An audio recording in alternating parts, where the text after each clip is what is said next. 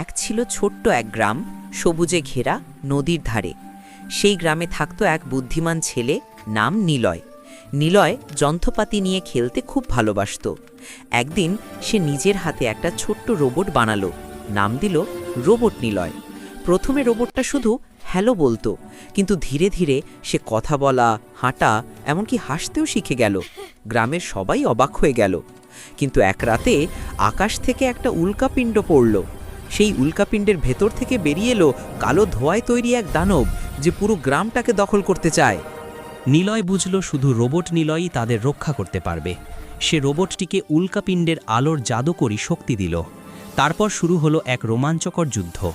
Robot Niloy তার চোখ থেকে নীল আলো ছুঁড়ে দানবটাকে পরাজিত করল। শেষে পুরো গ্রাম আনন্দে নাচতে লাগল, আর নিলয় বলল, বুদ্ধি আর সাহস থাকলে ছোট মানুষও বড় কাজ করতে পারে।